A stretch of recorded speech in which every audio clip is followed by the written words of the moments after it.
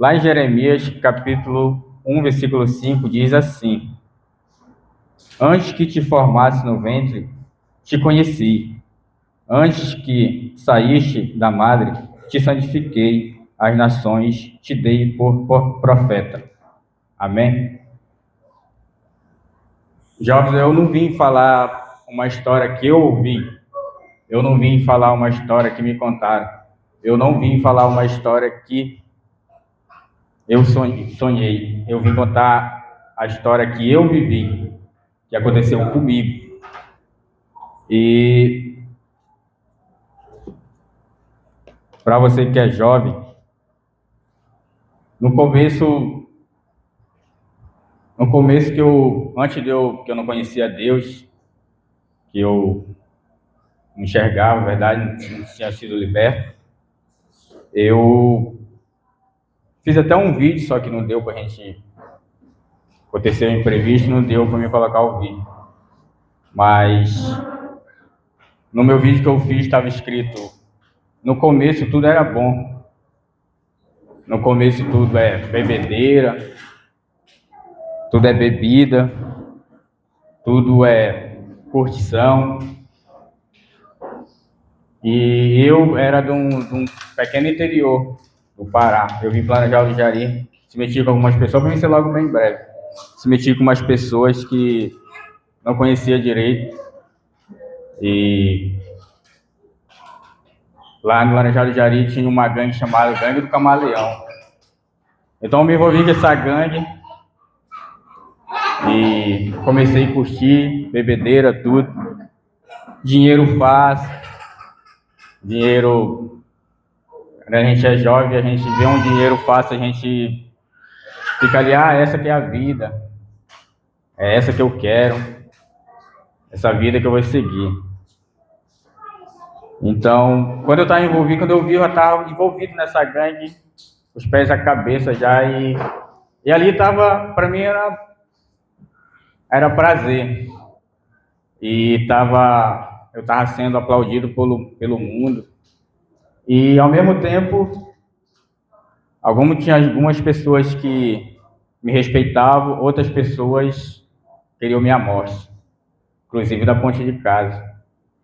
Então, eu tinha muitos amigos naquele tempo, muitos mesmo. Apertavam minha mão, chamavam de irmão, irmão de fé, esse é irmão de fé, tá no sangue, corre na veia. Então, toma aí para que deve é. Aí onde a gente chegava, onde a nossa gangue chegava, era respeitado. Até o DJ anunciava lá, chegou a gangue do Camaleão, os moleque doido e tal. Aqui é minha esposa que não deixa eu mentir. Quando logo ela me conhecia, eu ainda era um pouco envolvida, ela escutava a minha fama. Então ali eu era o rei, me sentia o rei. Quando eu entrava na ponte de casa, eu gostava de andar com 2 teçados do lado. Quando eu entrava na ponte de casa, eu via só os vizinhos que estavam na ponte e saiu entrando para dentro das suas casas. Lá vem um doido e saiu entrando. E aquilo eu até ria, né? Ficava rindo. Aí foi então que o pessoal rival lá de outro bairro, chamado Malvina, foram invadir a ponte de casa atrás de mim. Aí foi o primeiro livramento de Deus que Deus deu na minha vida. Aquele rapaz sacaram um revólver, os dois, descarregaram o revólver em cima de mim e eu com o teçado na mão. Só que eles não acertaram nenhum tiro em mim naquele momento. Quando eles iam andando assim, de longe, um deles virou para trás e eu mandei, atira. De perto você não me acertar, de longe eu vou acertar. Foi até que ele disparou o último tiro, pegou na minha perna, trincou minha perna desse lado. Até hoje eu tenho uma bala alojada. Foi então que veio uma cobrança, fui para o hospital. Caí no leito do hospital aqui em Macapá, no pronto-socorro. Passei um mês no pronto-socorro, internado. Aí agora você me pergunta, cadê os meus amigos? Cadê aqueles irmãos de fé que batiam no meu peito, batia no peito dele, dizia que o sangue corria na veia? Foi então que ali eu percebi que o único meu amigo era meu pai. Ali no momento estava minha irmã junto comigo, mas eu percebi que o único amigo, daqueles meus amigos que eu tinha, o único amigo era meu pai, porque ele dava um jeito de me ligar de manhã, meio-dia e de tarde. Aí você me pergunta, quantas vezes os meus amigos me mandaram mensagem ou me ligaram para perguntar? Nenhuma, perguntar como é que eu estava. Fui para o hospital geral, minha cirurgia era lá. Também passei 1 mês e 17 dias lá. Quando faltava 17 dias para minha cirurgia, minha irmã me falou que ela ia me abandonar por causa que ela tinha uma filha jovem lá em Arujari. Ela tinha que ficar lá da filha dela, então ia acontecer, ela ia ser vó cedo, não sei o que. Aí eu falei, mana, vai lá, eu me garanto por aqui. Então ela foi. Foi então que eu, certo dia, o único rapaz que apareceu por lá ainda me visitando foi o Douglas. Eu acho que o pastor Eliel sabe quem é o Douglas. E apareceu por lá, mas só que o Douglas eu não podia cobrar nada dele porque ele não era meu amigo, não era assim, só era um conhecido rápido. Ou então que ele ia lá e sumia uns 5, 4 dias para ele poder aparecer. Então eu, ali naquele leito do hospital, eu sozinho, olhando todo mundo com acompanhante do lado, parentes, tudo. Eu nunca tinha falado com Deus na minha vida. Nunca. Foi então que eu falei a primeira vez, falei, Deus, ou o Senhor me dá uma resposta, hoje mesmo eu tiro minha vida aqui nesse lugar. Porque até meus próprios parentes me abandonaram aqui e eu estou sozinho aqui. Então me dá uma resposta, Deus, fala comigo. Foi então que eu, naquilo que eu pedi para Deus, eu adormeci ali naquele lugar. E quando eu acordei, uma senhorazinha do meu lado, eu me lembro até hoje da feição dela, uma senhorazinha baixinha, cabelo branco. Me acordando, tinha um senhor do meu lado falando que não era para me acordar, que eu estava dormindo. E ela falou, não, eu preciso falar com ele, eu preciso trazer essa mensagem para ele. Aí eu me acordei, me espantei e falei, opa, pode falar, minha senhora. Ela falou, meu filho, hoje eu vim trazer a notícia que você pediu, a resposta que você pediu. Deus mandou te falar que você não está sozinho nesse lugar. Quando ela falou aquilo, eu comecei a chorar ali, porque era de Deus mesmo aquela resposta, porque nunca, num momento tão rápido assim que eu tinha falado com Deus, nunca tinha falado com ele e ele me deu a resposta tão rápido. Tá. Aí lá saí do hospital, fui para casa, me recuperei, mas meus prazeres ainda era bebida. Bebida, já cheguei a usar droga, peguei curtição de novo, bebida. E tinha dia que eu acordava lá da minha cama, o inimigo estava tão querendo me levar que eu acordava, já vi ele na cabeceira da minha cama, assim. O cara sentado, negão sentado assim. E não tem outra explicação, era o inimigo. E aquilo eu já estava tão acostumado, acordava e estava me vigiando, querendo me levar. Foi então que acho que Deus falou, tu ainda não aprendeu, né? Que eu que tenho um chamado na tua vida, sou eu que sou teu pai. Foi então que a cobrança veio maior na minha vida. Foi então que eu se entendi com um rapaz que dizia ser meu amigo, andava me ameaçando lá e a gente se entendeu. E acabei furando ele. Foi então que eu fui preso. Peguei, baixei pro Iapem. Passei 7 meses preso no Iapem. Dentro daquele lugar, não é para ser humano viver, porque ali eles te humilham. Tu tem que estar sujeito a seguir regras lá dentro. E se tu não seguir a regra ali dentro, tu vai para perna manca. Essa era a lei lá dentro. E foi então ali que eu comecei a ler um livrinho que eles dão lá dentro. Acho que é o Velho Testamento, se eu não me engano. Então eu comecei a falar com Deus ali que quando eu saísse daquele lugar, eu ia entrar para a igreja, ia ser crente. E que ele me tirasse daquele lugar. Então ali dentro, todos os dias não, todos os finais de semana tinha uma revista dentro daquele lugar, eles iam revistar. E humilhava a gente para fora lá daquele lugar.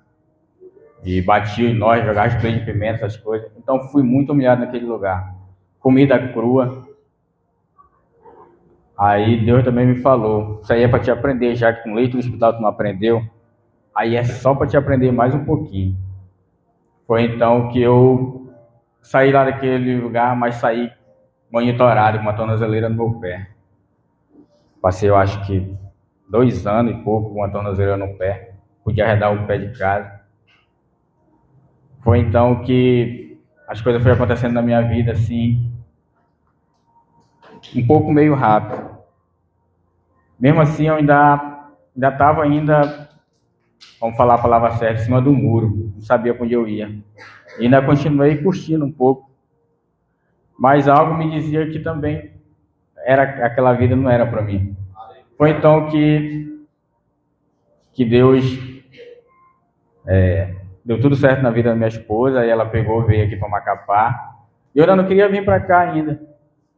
Eu não queria vir por causa que eu tinha tudo lá. Acho que o inimigo botava na minha cabeça: tu tem tudo aqui, tu tem casa, tem um emprego que tu quer. Eu era gerente lá num comércio, comandava 8 pessoas, meus patrão me davam do bom e do melhor, me ajudaram a tirar minha carteira de habilitação, tudo. Então, ele falava: tu tem tudo aqui no Jari, tem um emprego, tem uma casa, acabou de tirar tua habilitação, tem um emprego que tu até ia o dia que eu quisesse, eu faltava até 4, 3 dias. E eu falei para ela que eu não vinha. Aí ela veio para cá depois de uns dias, até que eu peguei e vim. Quando eu cheguei para cá, já conheci o bicho José. Só que eu comecei a frequentar a igreja, o culto, as celas, e ali Deus foi me transformando devagarzinho. E eu recebi um chamado de Deus, que era para o encontro. Peguei e fui para o encontro. Quando chegou naquele lugar lá, eu ainda não entendia porque Deus tinha me trazido para cá, para Macapá. Eu não entendia, porque ali tão rápido, estava acontecendo tão rápido na minha vida. Foi então que naquele lugar ali, Deus falou comigo tremendamente mesmo, grandemente. Então, naquele lugar ele me mostrou por que o livramento dele, porque ele me livrou de tudo, me livrou daquele leite, me livrou da cadeia, me livrou de tiro, me livrou de teçadada, me livrou de tudo. E desde pequeno ele me mostrou, e ele me disse: eu tenho um chamado na tua vida, filho. Você é meu. Então, é por isso que eu li aqui em Jeremias, porque eu acho que cada um de nós, Deus tem um chamado na nossa vida. Acho não, tenho certeza. Porque se ele não tivesse um chamado na nossa vida, nenhum de nós estaria hoje aqui. Porque a vontade do inimigo, eu acho que é decepar, acho que todos nós. Mas Deus, quando Deus te escolhe desde o ventre da tua mãe, quando Deus tem algo maravilhoso, um chamado para você, o inimigo pode fazer o que quiser, mas ele não vai conseguir, porque Deus é maior. Foi então que eu fui transformado na minha vida, tudo foi transformado na minha vida, e hoje eu estou aqui para a honra e glória do Senhor. Então, eu quero dizer, irmão e jovem, para todos vocês, que a gente não tem amigo. Amigo é aquela pessoa que te chama para cá, para a casa do Senhor. Amigo é aquela pessoa que te convida para cá. Amigo é aquela pessoa que, bora na igreja hoje, vai ser bom, vai ser maravilhoso. Esses são amigos de verdade. Eu tinha até colocado uma foto com o pastor Elielto, com o pastor Marcelo, com os outros pastores, as pastoras, tudo. Que esses são os amigos de verdade, onde eles querem o teu bem, é aqui. Então, esse sim, quando você está passando por alguma dificuldade, você ligar, eles vão estar lá. Se eles souberem alguma coisa, eles vão estar lá do teu lado. Mas aqueles amigos de copo lá do mundo, que diz que é teu amigo, que fala que é teu irmão, esses aí não são amigos. Amigo também é teu pai e tua mãe. Que se acontecer alguma coisa com você, você pode ter certeza que é os primeiros que vão estar lá, junto com você, te apoiando em tudo como a gente fala, né, para que deve e vão estar lá do teu lado. Então, esses são amigos de verdade. Então, às vezes a gente pensa que a gente tem amigo, esses amigos aí, quer ver quem são eles, cai no leito do hospital, cai numa cadeia, aí você vai ver quem é eles. E o único nosso amigo é Deus. E nosso pai e nossa mãe. Eu queria fazer uma dinâmica rapidinho. Abreu, pode pegar um balde que tem bem aqui, eu deixei bem aqui um azul.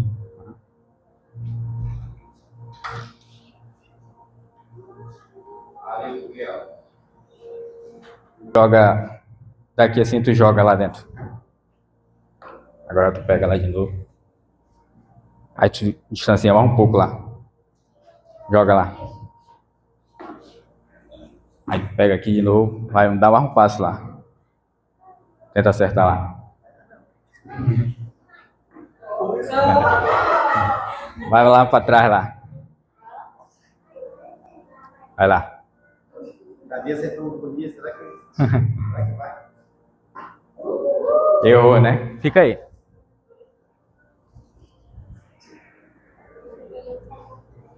Vai lá pra trás um pouco. Tenta acertar de novo.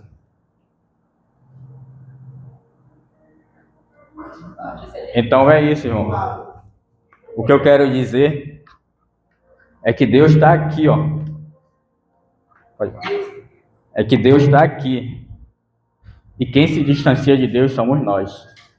Ele que é nós que se distancia dele. Ele está lá todo tempo de braços abertos. Todo tempo está lá. Mas a gente pensa que é Deus que distancia da gente, mas não, é a gente que se distancia de Deus. Deus está todo tempo esperando a gente de braços abertos, só querendo uma oportunidade para ele entrar no nosso coração. E é esse meu testemunho. Não saiu do jeito que eu queria, mas tudo bem. Amém.